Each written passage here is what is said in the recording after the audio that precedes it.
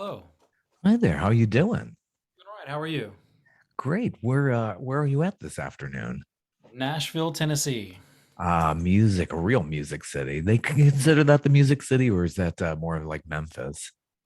No, it's considered the music that there's all kinds of like billboards, and Nashville calls itself Music City for sure. Yeah, it's been a while since I've been there, maybe 26, 27 years ago. I love it there. It's just what a great community. I've been talking with a lot of people from Nashville on my podcast here. Yeah, Nashville's probably if you haven't been here in that long, it's changed a lot. It's one of the it cities. Like 100 families a day move here. It's Wow. crazy. It's really growing. Really good creative community, and it's not like your New York or your LA's. It's really hard to get around there and to meet people and to be in the community. So I hear it's very supportive there, and all different genres. It's beyond country and western. Yeah, you don't hear about the other genres very much, but it definitely is beyond. Yeah, for sure. Yeah, good recording studios there and everything. So starting from the top, how did you get started in all of those? You mean interested in music or in the career aspect of it?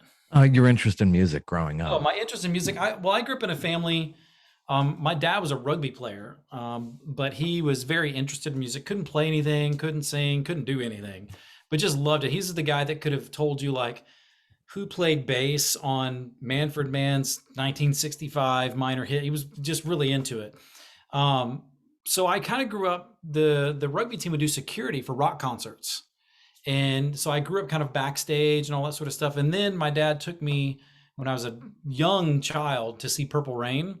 Not appropriate for a child to see, but No. he took me to see it.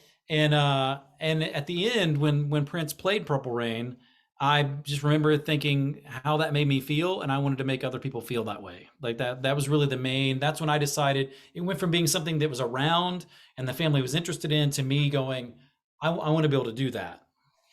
Yeah, Prince definitely inspired a lot of people. I remember he was just so different, and I knew about 1999 and all of that, but when Dove's Cry came out, I was like, "What is this? This is just different." I never heard anything like that on Right. radio. It just was hooked. I had to run out and get that single. Right. Yeah, Yeah, I Purple love that. Rain. I actually have, I don't know if you can see it. That is Purple Wow. Rain tattooed on my arm. So I'm a huge Prince fan. Oh, wow. I did a story on a guy who makes mic stands, and Prince was one of his biggest clients, and he did it Oh in wow. that symbol. Yeah, very, very neat. Wow. This guy does mic stands for a lot of other clients too. I think even Robert Plant was one of the people who he's done it for. So, and he's also in a Van Halen cover band. So it's Oh, that's cool. yeah, really neat story. But yeah, that's great that somebody like that had inspired you to continue on. So, learning how to sing instruments, how did that come about for you? That was the more traditional, like just school. My first instrument was, I remember being in fourth grade and they'd be like, you can pick an instrument. And I was like, well, I want to play guitar. And they're like, well, you can't pick that in school. Like, you got to pick an instrument we have. And I was like, what do you have that rock bands have? And they're like, drums. And so my first instrument was drums. I ended up picking that. I played drums all through school, all through high school. I actually didn't start singing until high school. And I was joined the choir. And so I was the typical band geek, choir nerd. That I was that guy. Um, and then when I just found fellow musicians and started playing around locally in rock bands, and so, but it started just through school, through which is why I'm also a big advocate for music education in school. I mean, I definitely was a kid that could have been lost in the shuffle if it weren't for music education formally coming through the school system. Yeah, that's really big. And it's just beyond, if you do music and you don't have to do it professionally later in life, it's good mind exercise, and it should definitely be supported in our schools. It's not just like goofy arts. It's actually good for your whole enrichment. Yeah, the studies show that it helps with problem solving. I mean, it's Right. really big in problem solving. It helps in other careers. So it's not that you have to be. It's like professional or bust. And music's a weird thing too because you know this because you interview people all the time. But the general public thinks it's Adele, Taylor Swift, Right. or you failed. So music is one of the careers, the few careers you can be like, hey, I've got an average life, I got an average home, I put my kids through college, and I've been a musician, and they'll say, "Oh, hang in there, you'll make it someday." I'm like, well, if I were a plumber and I just told you everything I did, that I've got a retirement fund, just like everyone, you would say you're a very successful plumber. Great, congratulations. But because I'm a musician and not everyone has heard of me, I've not been in the zeitgeist of the entire world. People think, oh, well, hang in there, buddy. It's like, no, I'm fine. I do okay at this, you know? Yeah, yeah. I think that's, I don't know if those talent shows are ever really helped with this, but the general view in the public is like, yeah, you got to get past the Simon Cowell, Right. and then that will make you successful. And that's the only path. But there's so much other stuff in the music industry, as you do engineering. So it's like there's so many other jobs where you're producing that stuff. And it's not just being the up and front lead singer and trying to have your name in lights. Right. Right. And I mean, I've all but 4 years of my professional career from high school on, I've made a living in music. I mean, and so whether that's not always doing the same thing. I've done everything from sing jingles for pharmacies, which is not glamorous work, to European tours where I'm the artist, to being a music business professor. I mean, it's to writing a song for other people. I mean, but I've been connected to music for all but 4 years of my professional career. And so to me, that's a success. I mean, and I've, not been, I'm certainly not rich, but I'm not destitute either. I mean, so, there's just a lot of things. It's not just super famous or you failed. Absolutely. It's way beyond that, taking the mic and having everybody staring at you from the audience. So going through school, did you get a post high school education? Where did you go for that? I actually have 5 degrees. Wow. Yeah, I noticed a doctor is on the, Yeah. on the Zoom call here. So I just kept sort of going to school. I first got a excuse me, music performance degree. And then after that, I got business management. And then I got an MBA. And then I got a doctorate in leadership. And then I've just finished a master's in philosophy as well. So Wow. It's a lot of education there. That's fantastic. and it's not like I'm not smart. I'm just curious. That's what I always tell people. You just got to be curious. You don't have to be smart. Right. I mean, that's all part of what we do here. And I do as my podcast and doing reporting and journalism. It's just about really being just curious, just work hard at it and, being very dedicated to it as well. That's really where you find that sweet spot. And your happiness really comes into play with that too. Yeah. And I find too that the more curious I am and the more education I receive, whether it's formal or informal, the better I'm able to handle nuance, which seems to be, and it doesn't matter what side of any issue you fall on, because the whole world is polarized at this point. But the Mhm. more you know, and the more you can understand the nuance of the other side. And even if you go, I completely disagree with that, but I understand how you got to that conclusion. And it sounds weird, but the more knowledge you have, the more understanding you could be of someone. Not that you have to like bend your principles or morals, but you can at least understand other people. And where everyone sort of runs to their corners, my answer is usually like, you probably just need to read a little more. So you probably just need Yeah. to and just be a little more curious, and you'll figure out like you have some common ground with that other person that you would never think you would have common ground with. Oh, we need to so get back to doing. Oh, I don't know if we were ever really there, but it seems like we've been lurching to divisiveness for the last 4 decades, Yeah. and we're just in very strange times, especially with the pandemic never helped, and what's been going on in Washington and around the world. It's just like none of this has been helping. But Right. that's what it takes is that we should be able to listen and understand, and even if you agree to disagree, we could all move on, and we're all members of the on this globe. Right. Yeah. Absolutely. So your recording career, how long have you been doing it now? You have your 11th studio album out now? It's actually, the press release says that, but it's actually our 12th. It's our 12th studio album. I think that was just a little faux pas, but it's our 13th album overall, our Wow. 12th studio record. We had a live from the Middle East. We did a tour of the Middle East with Armed Forces. But I've been doing it recording. So I um, got out of college with my first degree, slept on floors, ate pizza, that whole thing, and got signed, moved to Nashville. That kind of fell apart, became like a writer for a while. and then started another band and got signed there. And so this is sort of my third entity. I've been doing the recording thing for 25 years. Hmm. What a catalog. Yeah, that's a nice amount there to have in the vault. So yeah, Yeah. very impressive. And now what's funny is that it's passed on. So I have children that are grown that grew up around it.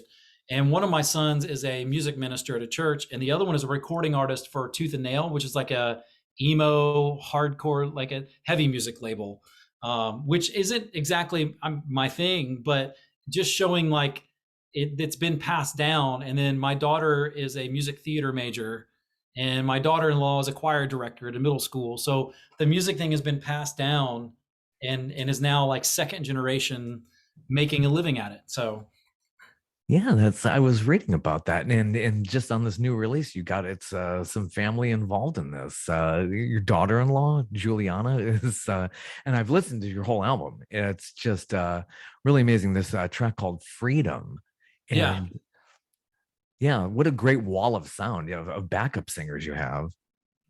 Yeah, and that was some friends of mine. It's a band in Memphis, a choir group called Kairos, and they did all the choir stuff for that, which is really great. But yeah, my daughter is Akira, and my daughter-in-law Juliana did a lot of the background vocals. My sons did some of the background vocals, although my son Zeke didn't do any of the background vocals after his contract was signed because that would have been a faux pas. So officially, he didn't do any vocals after he signed his contract. That's our story, and we're sticking with it. But no, a lot of family involved, and the album we had in 2020, me and my son Zion, my other son, wrote a song on it. And yeah, it was just great to have family involved, and especially since they're really good, and I don't have to pay them. So I always pull the "you owe me, I don't have to pay you," right? This is the glory of being on that record, and it's just getting out there. So when was this release? We're pretty recent on this release. Yeah, yeah. March 18th was when the album came out.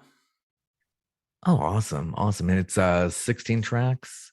And It is 16 tracks and a radio edit. So technically it'll say 17, but one's just a radio edit of a song that has, the label felt far too many solos in it. So so you're all lyrics on this album, and did you come up with all the melodies? You just work that out when you're, in the recording session.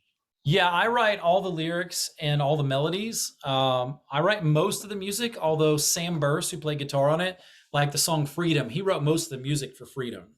That was mostly him. And Crossover, he and I wrote the music together. There's several of them that we did together. But I'm always, the melody and the lyrics are all me. Yeah, crossover's got some really deep lyrics that I was noticing when I cross over. There'll be no fear.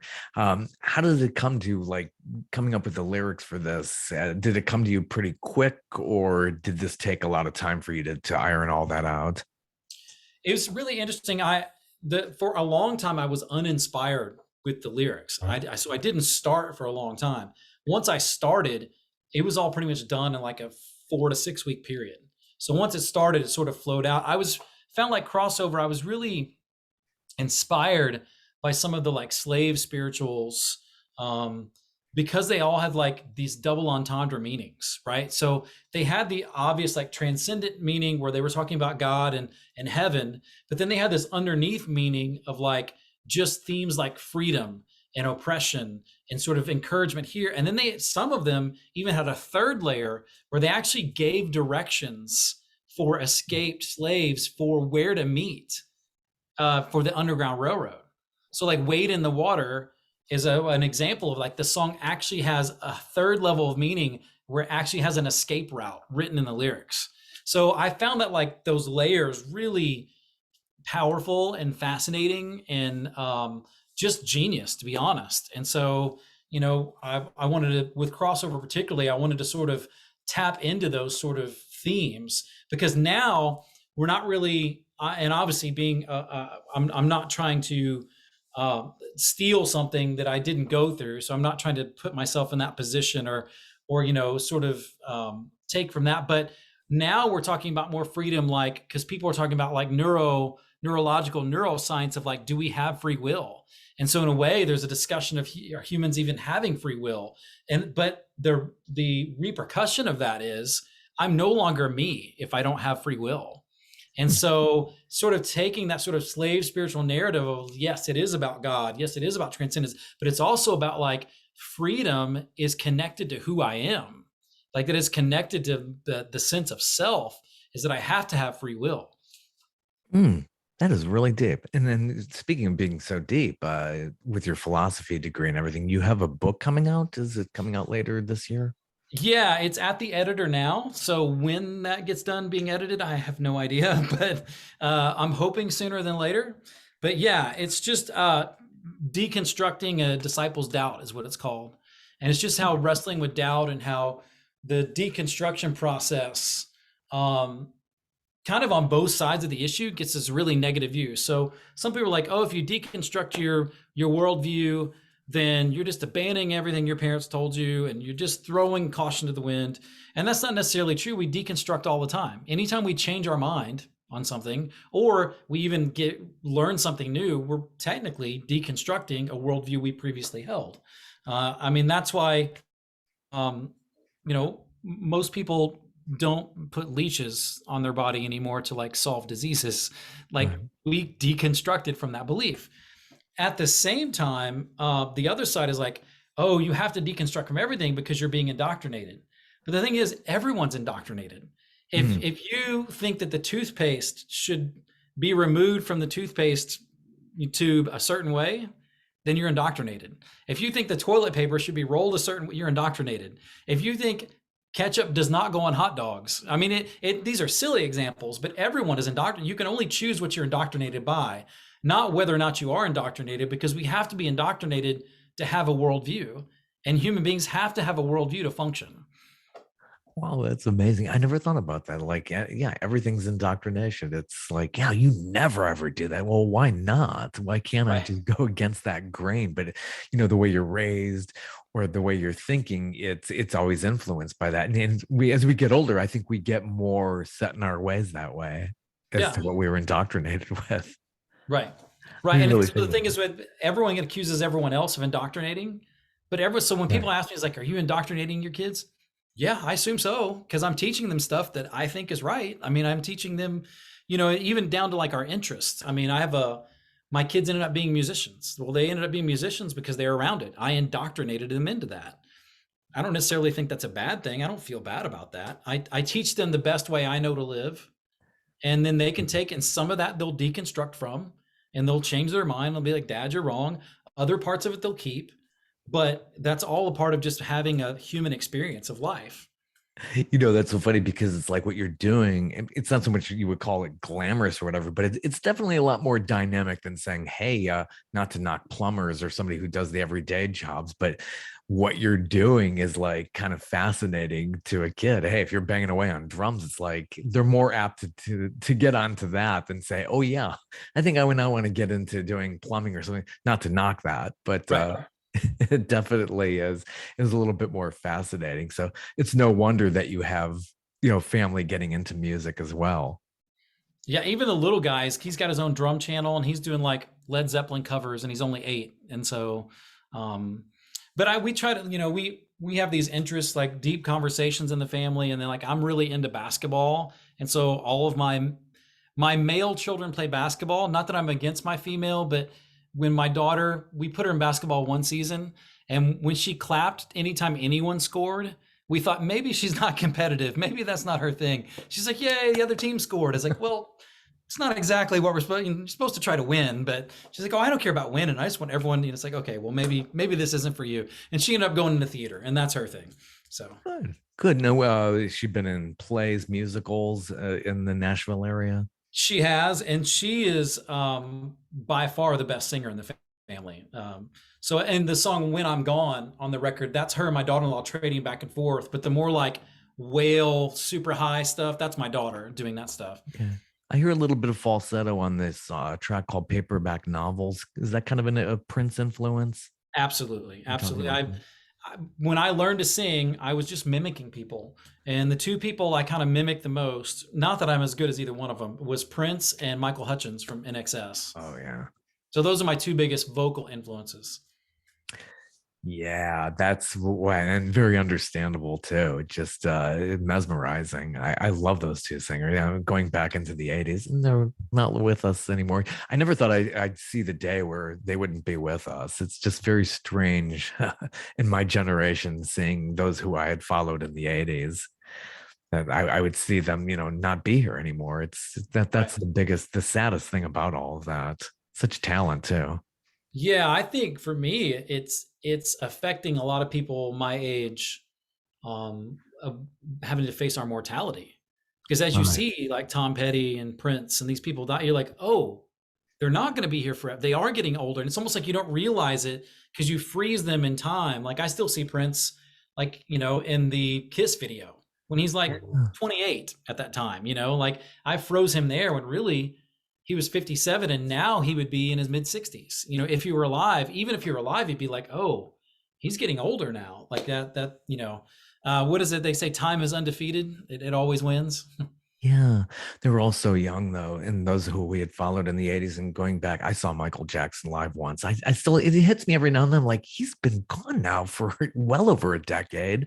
Tom Petty's been gone for a long time now. Whitney Houston, all these people, it's like all died too young. Of course, it's a crazy business, and that height of fame does get to people, and it's a huge lesson in all of that. Right. Right. Totally. Another great track, Unified. How did that one come about? That came about honestly because one of my interests is church history. I find it very fascinating. And so the verses are just the Apostles' Creed. And there's so much, like I said, everything is polarized. Politics are polarized, um, life is polarized, but even church is polarized and people fighting about Mhm. this and that. But the Apostles' Creed was here's what we can agree on. We all agree on this. And beyond that, let's be unified. And so it just kind of came from the church history of that. I'm really fascinated. I'm a history buff. My wife gets so annoyed. She's like, you will watch some documentary about how a train spilled oil in Pennsylvania on a Thursday in 1852, and I'm like, because I find it fascinating.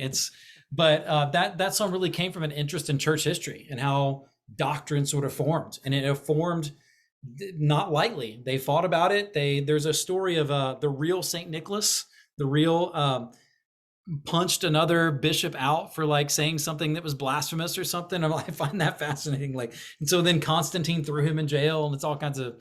So that song really came from my love of history and just boiling things down to what can be agreed upon, even with amongst like within Christendom, religious infighting there. Yeah, yeah. So, in the recording of your albums, where do you do this in Nashville? Do you know people who run studios, or do you got equipment at home when you put it together?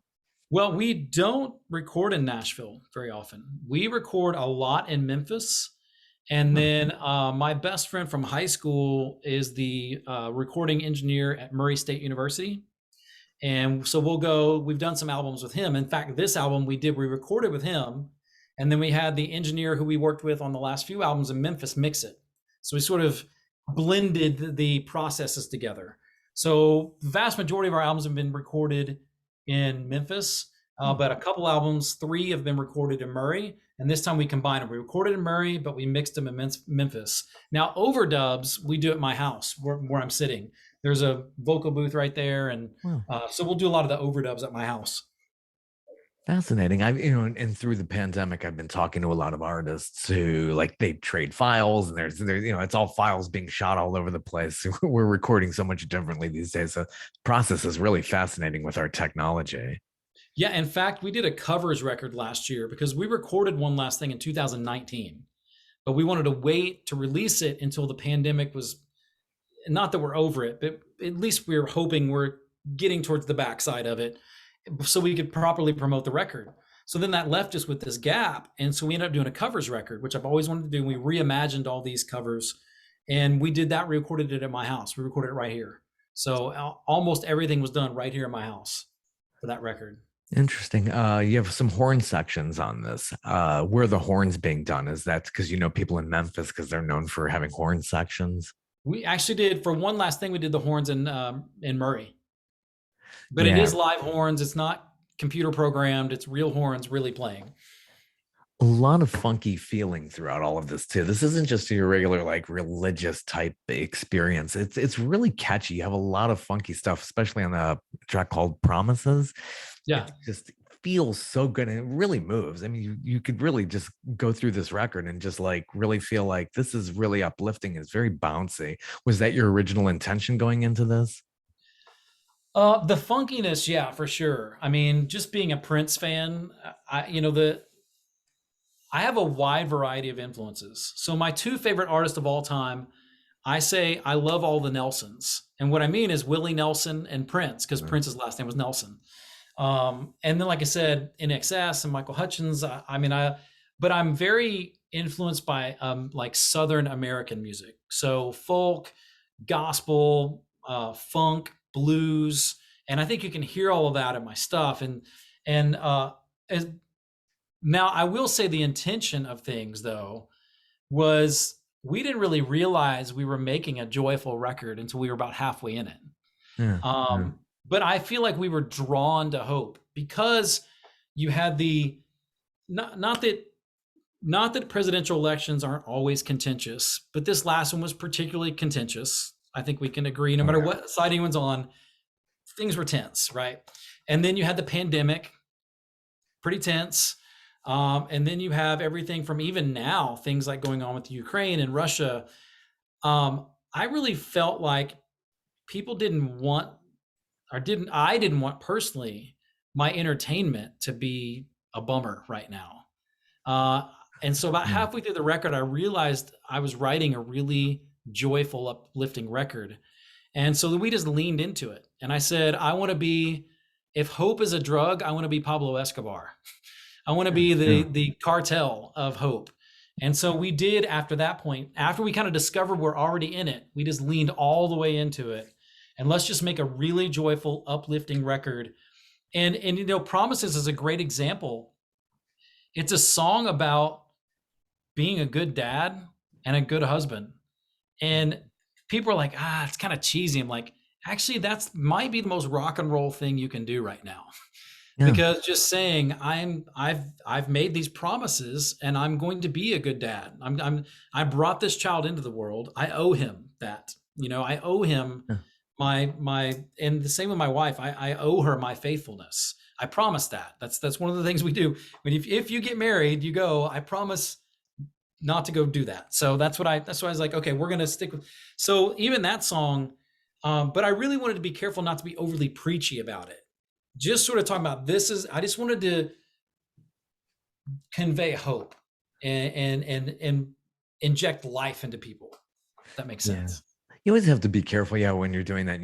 Like I don't want to be preachy. That's kind of a hard thing to come out of that and saying, "Hey, I'm not backing out of this. This is like I'm making these promises, and I'm sticking with that." So it's very deep. I don't think it's really being preachy. It's a good philosophical type argument song. Right. Definitely. Another one, Song of Songs. It's got some like, is this kind of raunchy-ish a little bit there? Let me taste the wine in your mouth. It is, and I did that for. I'm glad you asked about that. No one's asked about that song yet, so I appreciate that. My wife Yeah. is a therapist, so she is very open about that sort of stuff. Nice to have a therapist in the house, right? It is. Except like when we get into intense discussions and she says things like, now where do you think that comes from? And I'm like, don't do that to me. Like, not to me. You can do that to other people. I'm not paying you money. So no, it is a couple things. Often Christendom gets accused of being very uptight, particularly sexually. But the book Hmm. Song of Songs is about a newly married couple being very graphic and celebratory in their physical affection for one another. And so I decided to write a song, and every line from that lyric, it's probably the most biblical song on the whole record because every line is taken directly from scripture. And was I being a little bit daring people to say that it's inappropriate? I am. I am. Because if you're going to say it's inappropriate, particularly from people coming from a religious viewpoint, they're going to say it's inappropriate. It's like, well, it's in the book, so it's right there. So yeah, I really think I I make no bones about the fact that I am a sexual being and Hmm. I enjoy that and I enjoy that with my wife and Yeah. I have no problems talking about that. Now, would I perform that song at noon at a kids fair? We'll probably skip that one. We'll probably skip over that one. But if the context is right, I enjoy, I'll enjoy performing that. I say that I hope people there maybe there's some births 9 months from now because a couple listened to that song. I'd be happy if that happened. Mission accomplished, right? Yeah, That's yeah. fantastic. No, I mean, it's something that, like, maybe in a certain context, Prince could have written something like that. It sounds like that's something he would come up with, those kind of lines. So, And yeah, why I not? can't deny that my Prince influence probably leaned into that song as well, too, musically and lyrically. Oh, totally, totally. And you kind of slow it down on the song called Lighthouse. Yeah. And I like that variety. You have so much funk, and then you kind of, okay, Lau, let's slow it down here. So how did that one? How were you inspired on that to put a more slower song on there? Yeah, well, we have like the funk side and the blues side. But we also have like the folk side. Like I love acoustic guitar. Like I said, I love Willie Nelson. Um, but as far as like this song, and this happens to me occasionally, that chorus melody for Lighthouse, I dreamt. And so I woke up in the middle of the night and all the lyrics and all the melody were there. So I usually keep my phone and I'll go in the bathroom so I don't wake up my wife and I'll sing it into it. And then the next day, and it's really just a song giving advice to my young son. That's all it really is. It's a his older brothers. I wrote them a whole book, and I got like mentors in their life to write them a book, and it's called the like the Book of Manhood, and it's not published; it's just for them. But I thought like I plan on being around when he's older, but I don't know. We don't know what's going to happen. So I wrote that song for him, and just saying, basically, you can depend on me. That here's some advice, and you can depend on that. And so the chorus, I dreamt it. It all came to me all at once. Isn't that great? It comes in your dreams. That could really just help you with your career and in your projects. It's like, oh, I just dreamt that. But how do you get that onto paper? Do you immediately run over to your phone, put the thoughts down in there, and like, we got the Yeah, technology? I have to immediately do it because if I go back to sleep, it will not be there in the morning. So, Yeah, that takes quite a discipline too. It's like, especially when you're half out of it. It's like, what are you doing? Oh, I got lyrics here. Wait a minute. well, my wife has gotten used to it. At first, she was like, "What are you doing? You're going back down." I was like, "Yeah, I'm going to go back downstairs. I got to go." Now she's just like, "Okay," and she just rolls over and goes back to sleep. She pays no mind to it anymore. She's used to it. Yeah, you come up with a line, no matter where you fit on the team, you're my MVP. I love that. That's a great line. It's like, I'm sure like you got to get that down. Yeah, and that line came from really this song I gave no thought to an audience. It's really just written to him because we're a basketball family, and his older brothers, particularly one who's a music minister now, was particularly gifted at basketball. And I wanted to let my young son know you don't have to compare to him. Like you don't have to be your brother. You don't have Hmm. to be as good as your brother. Wherever you are, you're my favorite player. And one of the things I tell my son every night is I'll ask him, I'll say, who's my favorite little boy in the whole world?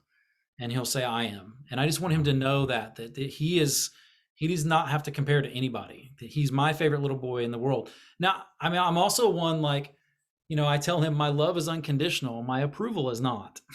We often tell kids like, I'm always approving of my kids. I'm not. There are times I don't approve of that behavior. I don't approve of the way you spoke to your mother, but my love is unconditional. And him being holding the place of being my favorite little boy in the world is unconditional. Hmm. It's very good. Very good. You got a cast of good characters on this new project. I'm hearing a little bit of a Billy Preston influence with your keyboard player. Is that Barry Strausser It who's is. all over your record? This is how did you guys come to meet and be included in on this project? Well, Barry and I have been playing together for 12 years. Simply, I took an ad out for a keyboard player and he answered it. There's no like fancy story. But we've been playing together in the band ever since. And he's been the longest tenured member. And Billy Wright, the bass player, is the second longest. He's been with us 11 years. So the three of us are the core. But yeah, Barry is a great player. Really loves like Wurlitzer and organ and like more traditional. He's not much of like a computer mastermind where he's programming stuff. He wants to actually play an instrument. When he's more of a player than he is like the so what I call the evil genius. Programmer. Yeah, I could really feel on Make No Mistake. It feels like there's, that heavy influence and, that old school feel. It's, yeah, because a lot of keyboard people they're heavily into technology, but this is just really good old school, great feeling on that track as well. Yeah, and a keyboard can make such a difference. I think if you saw the Beatles documentary Get Back, Mm. just the difference Billy Preston himself made when he started, those songs sounded like a mess, and then all of a sudden he plays and like, nope, that's the song I know now. Now that's he was a good, well placed keyboard part can change an entire identity of a song.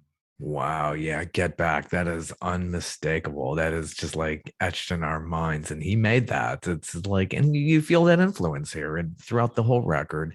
Aside from Sam Burse, you got Logan Todd on drums. Uh, Yeah, been playing with you for a while.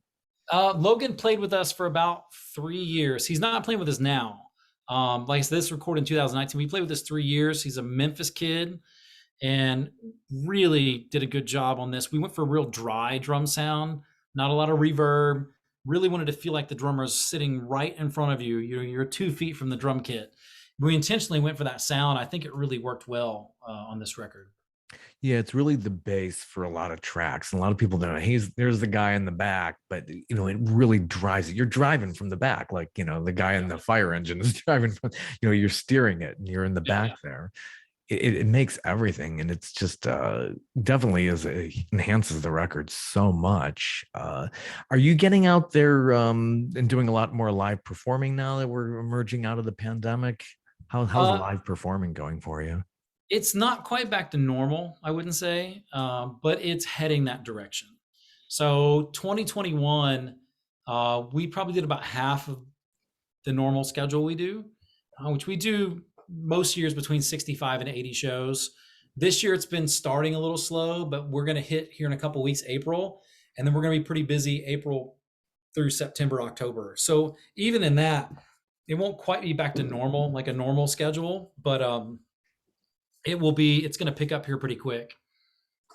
Yeah, that's the thing. I've been talking with a lot of artists through this, and you're making the money through touring and getting out there and doing the live shows. So that's been really hard. And they've been doing. Have you been doing any like the Facebook lives or stuff on Twitter live to get people to, maybe go through one of those pay services so you can make a few bucks? We did at first, but I have a little bit of a philosophical difference with it, because the pay is so low. Yeah. So somebody's giving $3, $5. In a way, it's like I'm giving the product away, and if I keep giving the product away, it's going to cheapen it.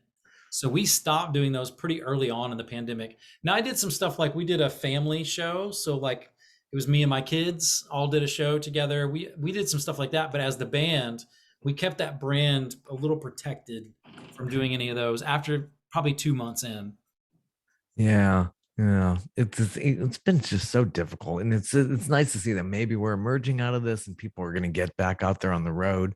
If you do tour, do you go all over the country? Obviously, you've been on the other side of the globe doing that album over there. What was that experience like? Just basically, performing overseas. We love it. We do really well over there. We've headlined pretty major festivals in Europe.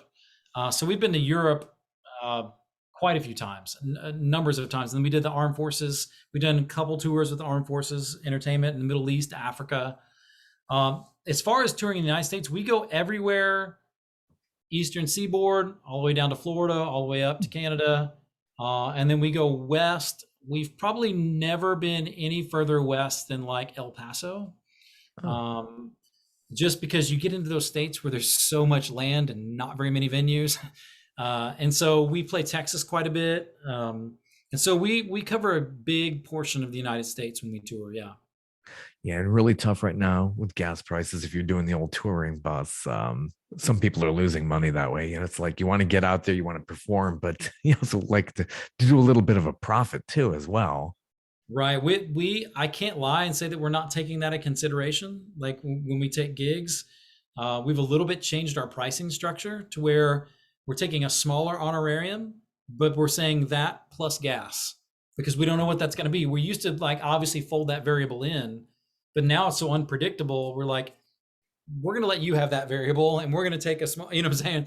You take Oh that yeah. variable, we'll take this one. And so whatever that ends up being, and if that ends up working out to their benefit, awesome, good for them. But I right now don't want to have to deal with, because it's pretty volatile at this point. I mean, if Oh the thing with yeah. Russia ends tomorrow, prices go back down. If it carries on for years, it could double. Like I just don't want to handle that variable. I'd rather let the venue handle that. Yeah, that's so true. And when you go to venues, how does that work? If you book yourself in a venue, do they take a certain cut? How do you go around and do you do all this work, or do you have somebody booking you in these places? We do everything internal. I don't do a lot of the booking. Barry does that. But we've been pretty successful. We normally do a flat fee. We get a flat fee, and then we keep all our merch sales, and then the venue takes whatever's on top of that. So it works out best for us. Obviously, in that case, the venue's taking a little more risk because they could end up losing money. But at the same time, we can't come back if they sell it out and complain because they made, if they whatever they if they made 10 times our honorarium, well, that was the deal. So, and we've seen it work both ways. More often than not, they do pretty well for themselves. But Yeah. And it must help to have the MBA. You have a more of an under. You can't say that about a lot of musicians. It's nice to have that.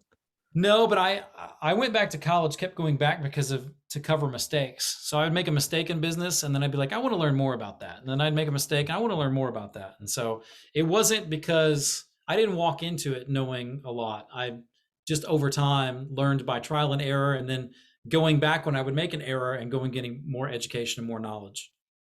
So any given shows, you got about 75 originals, and you got a lot more covers you could do too. What are some of the covers that you like to do live? Well, we just did a covers record, and so we do a lot of those. So we do everything from like "All for You" from Sister Hazel to "Serve Somebody" from Bob Dylan.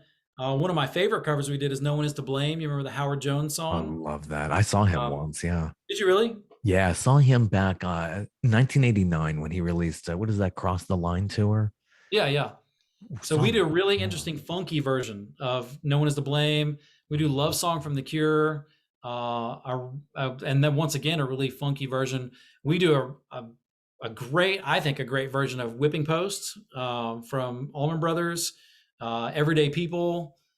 We obviously do some Prince stuff. We do "Let's Go Crazy" at halftime. "Let's Go Crazy," and then we'll occasionally, when I feel like it, we'll pull out "Purple Rain." And we'll do like speaking of NXS, we do Bonnie Raitt's version of "Need You Tonight." If you've ever heard Bonnie Raitt's version, we Oh do that version yeah, of it. yeah. She does some good covers too. She covered Yeah, Jerry Rafferty too as well, who I love. Yeah, it's just, yeah, I love those songs. Yeah, she did a great version. yeah. So we do her version of that song, and then we do some Billy Preston. We do "We'll Go Round in Circles." Some the band, Joe Cocker. Hmm. We Excellent. even do a really slow halftime version of "The Way You Make Me Feel" from Michael Jackson. Nice, nice. Another great tune. Your presence, your what is your website to let everybody know where we It's could find you? JasonLeeMcKinneyBand.com. Excellent. And you got a YouTube channel as well. You're into doing some videos. Yep, Jason Lee McKinney TV. Excellent, excellent. It's fantastic. How do you feel about making music videos? Do you I mean, musicians sometimes are just like, I just want to mix the record, get it out there, perform. I'm not an actor. I'm not into doing this kind of thing. Well, if you'll notice, if someone watches our videos, they're almost all performance based, or we have a new Mm. one coming out that's animated. That's all animated. But I did acting in one video, and I discovered that I'm not an actor. So after that, I was like, you know what? I don't mind if we have actors in it, but I'm gonna just do the performance thing or not be in it at all. So I don't mind doing videos as long as I don't have to act. Yeah, it comes naturally to certain ones. I've noticed that rappers can make that cross into acting and can take on pretty big roles in movies. But like Right. certain people who are just musicians, they're like, oh, please don't make me dance and act. It's like this is, it's enough to put this all together. Right. Right. So true. So, are you Bonfire Records? Where does that name come from that you're releasing this on? That is a record label. They are a sister label of Pine Castle, which is one of the largest bluegrass labels. And so it's their Americana sister label. And so great folks there. This will be our fourth record with them, and they're Good. hugely supportive of us. Excellent. Excellent. It's a great new album. Let everybody know where this is at, and just best wishes to everything that you do. It's a really incredible album. It's very, very funky, very deep, philosophical, and I highly recommend it to everybody. I appreciate that. It's on all the, you can get the album on iTunes, or you can stream it on Apple, Amazon, Deezer, Spotify, YouTube Music. It's everywhere. If you type in One Last Thing, Jason Lee McKinney Band, it'll pop up. Excellent, excellent. You know, are you one of those musicians who follows the numbers, or just like, hey, I put the product out there, I'm on to the next project? I don't think anymore someone can afford to just put it out there and not pay attention. You almost have to try to figure, because it's, the world has changed where you used to try to get radio stations to play your stuff. You were trying to convince a person. There was a an MD or a programmer there that you were trying to get to convince your stuff is good. And so there was, of course, bribery and all that stuff that went on with, like, all those years ago. But you were still trying to get a person to listen and enjoy it. Now you're trying to trick a computer algorithm. There's no person back there. And Yeah, so because you're trying to trick a computer algorithm, you have to pay attention to it. And it's a little bit more soul sucking than it was before, even, because you're like, I'm not actually trying to convince a person this is good. I'm just trying to trip this lever in this computer algorithm that will then spill it out into all the people who should hear it. And so the one thing I would say, encourage other people, is don't take it personal, because it's not even a person rejecting you. It's literally binary code. It's ones and zeros that you have to figure out how to manipulate so that you can get it to people's ears. Then yeah. they can tell you whether they like it or not. But the first barrier now is getting through that computer algorithm. Yeah, what a challenge. It's so much different. You want to see the countries you're being streamed in. It's like, are are the real people behind that, or are there bots? I mean, I don't know if you could Right. even tell. It's really tough. It is. It's a whole new world, not to quote Aladdin, but Totally. Well, best wishes, many more albums to come and extensive tours. And just thank you for your time. thanks for having me. I appreciate it. Take care. Hear All right. from you soon. See ya. Bye bye.